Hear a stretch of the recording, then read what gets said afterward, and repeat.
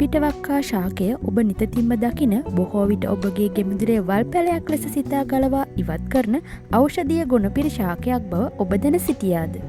මෙය බහුවාර්ෂික පැලෑටියක්. එබැවින් ඕනෑම කාලයක ඖෂධයක් ලෙස මෙය නිතතිම්ම භාවිතයට ගත හැකියි. මේ හටගන්නා මල් විශේෂ සුදු හා රතු ලෙස වර්ග කර හැක.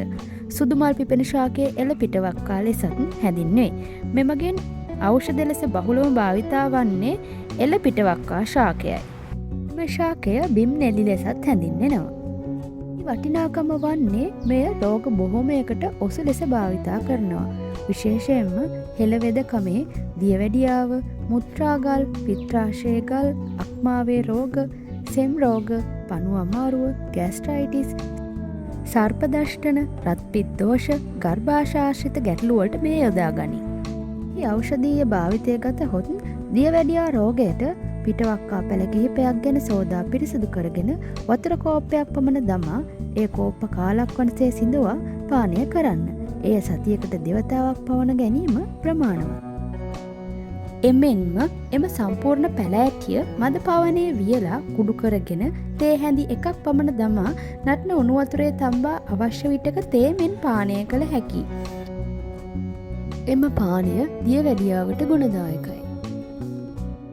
පීනස් රෝගීන්ට මෙම ශාකයේ කොළ, වැල්කොටු කොළ, රතුළෝණු ගම්මිරිස් යොදා මැල්ලුමක් ලෙස සකසා කෑමට ගුණදායකයි. එමෙන්ම පීනසට පිටවක්කා මුල් තම්බාගත් ජලයට මී පැණි මිශ්‍ර කර බීම ගුණදායකයි. ඒ වගේම පිටවක්කා කැඳ බීමද පීනස් රෝගයට ගුණදායකයි. එමෙන්ම ශරීරයේ ඇතිවන විසප්පු සඳහා මෙම මුළු පැලෑටියම ඇල්දියෙන් අඹරා ආලේප කිරීම ගුණදායකයි.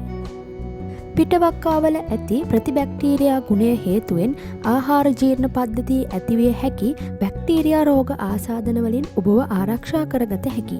එමෙන්ම ආමාශය ආශ්‍රිත අමිල පිත්ත රෝගවලටද මෙය භාවිතා කෙරේ. ආයුර්වේද වෛද්‍ය විද්‍යාවේ හෙපටයිට් B රෝගය සඳහා පිටවක්කා භාවිතා කරනුයේ එහි ඇති ප්‍රතිවෛරස් ගුණය හේතුවෙනි. එමෙන්ම මුත්‍රාශය ආශ්‍රිත රෝග සඳහාද පිටවක්කා ඖෂධයක් ලෙස භාවිතා කරනවා. විශේෂයෙන්ම මුත්‍රාගල් වලට පිටවක්කා ශාකය නීරමුල්ලි සමග එකට තම්බා පානය කළ හැකි. එමෙන්ම මුත්‍රා ආසාදන ඇති අයටද පිටවක්කා තේමෙන් පානය කිරීම සුදුසුයි. අතීතයේ කරවල් දෂ්ටන වලදී පිටවක්කා ඖෂධයක් ලෙස භාවිතා කරන ලදී. කෙසේ නමුත් මෙම ඔසු භාවිතයේදී ආයුර්වේද වෛද්‍ය විද්‍යානුකූලව උපදෙස් අනුව භාවිතා කිරීම වඩා යහපත්.